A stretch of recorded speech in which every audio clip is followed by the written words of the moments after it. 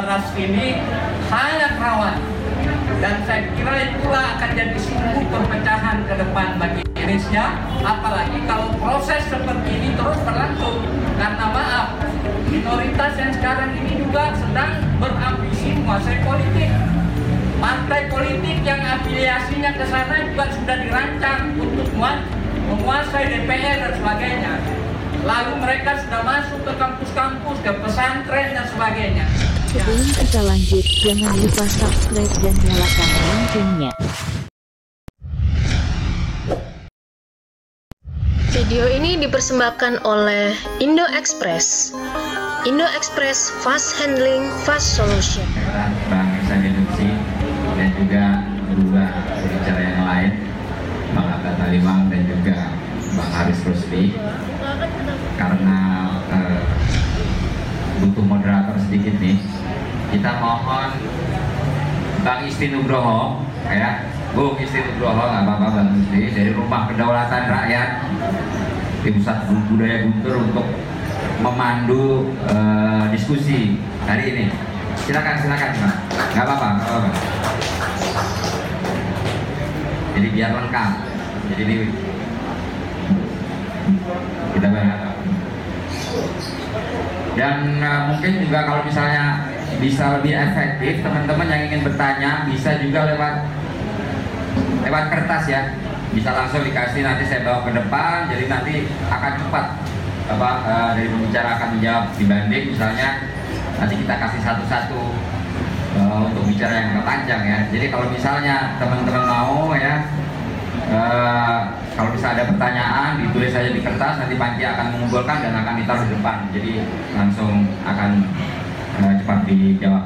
Jadi saya persilahkan pada Bang Isti Nugroho untuk memandu. Agak sini Bang.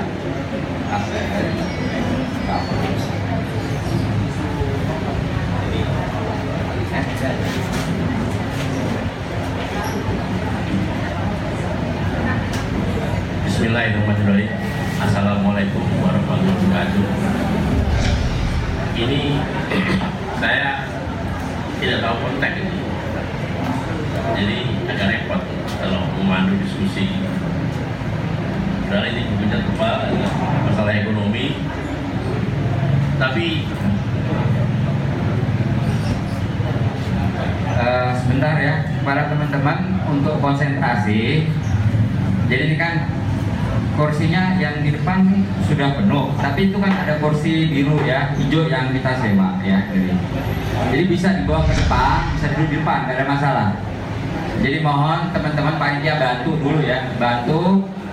Bisa di sini di sela-sela ini bisa dikasih kursi ya. Jadi mohon panitia membantu ya. Jadi di sela-sela itu bisa dikasih kursi, jadi kasihan dulu. Dan saya umumkan bagi yang belum makan, selain ada konsumsi yang tersedia, Bapak Ibu bisa minta bakso atau coto Makassar di kasir ya, di situ. Udah kita beli insya Allah ya, jadi free buat teman-teman semua. Oke, jadi kita kasih waktu nih setengah menit untuk teman-teman panitia merapikan kursi yang dia mau ini bisa ke depan. Oke. Dan ada juga buku di depan, harganya 120.000, kalau di Gramedia 150.000 ya, buku yang akan kita diskusikan. Bisa menghubungi panitia. nah jadi ini saya tiba-tiba menjadi moderator, istilahnya barangkali karena kalau orang Jawa bilang itu sawah. Tadi Bang Sarano bilang kalau sudah pernah di penjara berarti ada pangkatnya. Saya 8 tahun di penjara, bahkan sampai Nusa Kambangan bersama-sama Fajrul dulu. Jadi pangkatnya lumayan lah.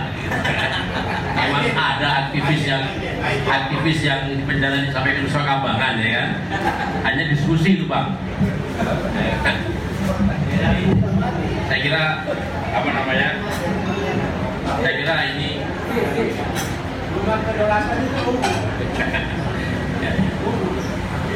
jadi saya kira teman-teman sekalian, ini kita mulai diskusi tentang bukunya Bang Nursi ini. Saya kira kalau saya memperkenalkan satu persatu para pembicara itu pelecehan, karena mereka semua sudah sangat tersohor di dunia aktivis. Saya persilakan, mungkin ada.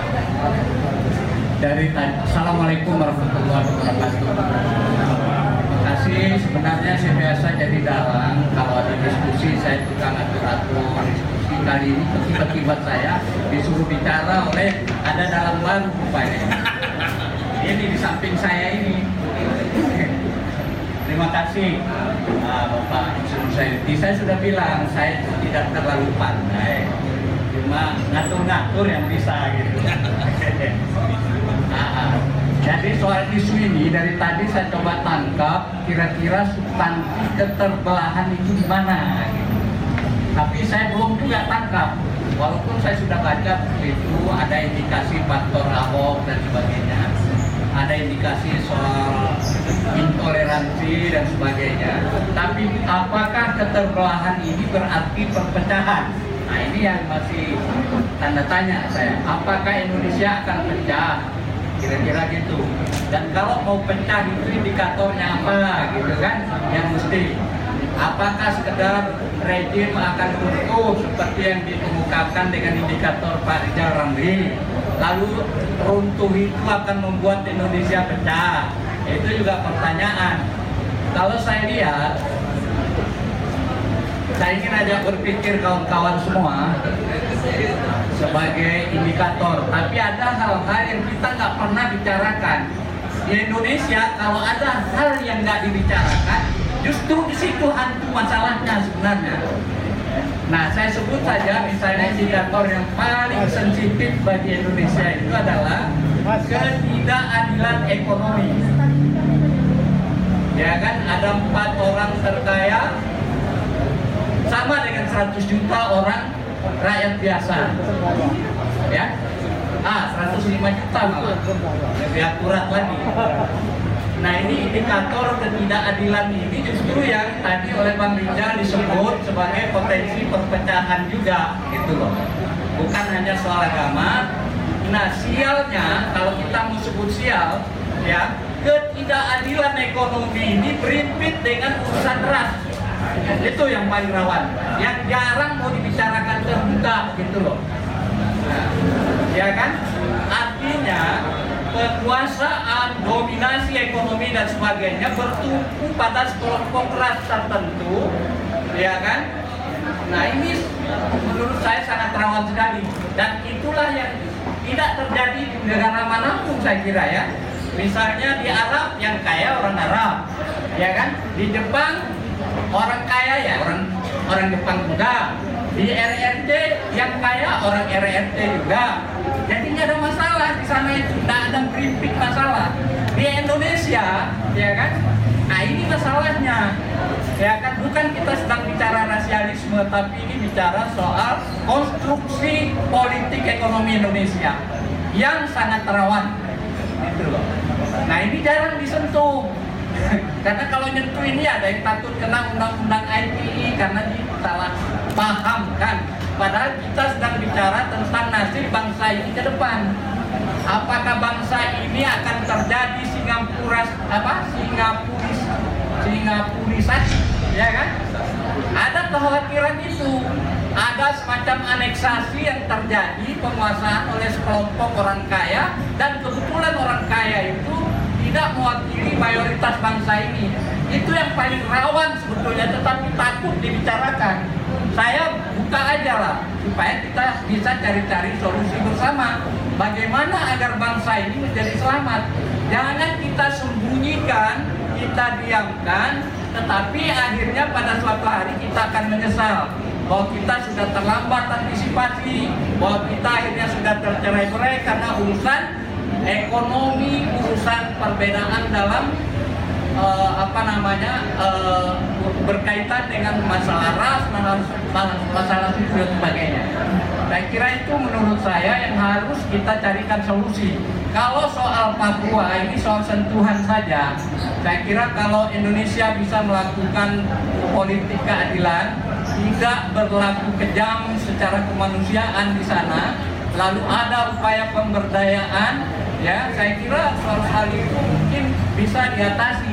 Tetapi yang berkait dengan apa yang saya sebut tadi, berimpitnya masalah-masalah ekonomi dengan masalah ras ini sangat rawan, dan saya kira itulah akan jadi sumber perpecahan ke depan bagi Indonesia, apalagi kalau proses seperti ini terus berlangsung. Karena maaf, minoritas yang sekarang ini juga sedang berambisi menguasai politik. Partai politik yang afiliasinya ke sana juga sudah dirancang untuk menguasai DPR dan sebagainya. Lalu mereka sudah masuk ke kampus-kampus, ke pesantren dan sebagainya. Ya, saya tidak sedang mengompori tuan-tuan, tetapi saya ingin agar kita janganlah sampai melakukan sejauh itu gitu loh. Kita ingin sadarkan pemerintah, lakukanlah afirmasi politik misalnya seperti yang dilakukan Malaysia, atau apapun cara agar keadilan ini bisa terwujud. Itu substansi yang ingin saya sampaikan, yang rawan bagi keterbelahan bangsa ini. Saya kira itu dari saya. Terima kasih. Wassalamualaikum warahmatullahi wabarakatuh.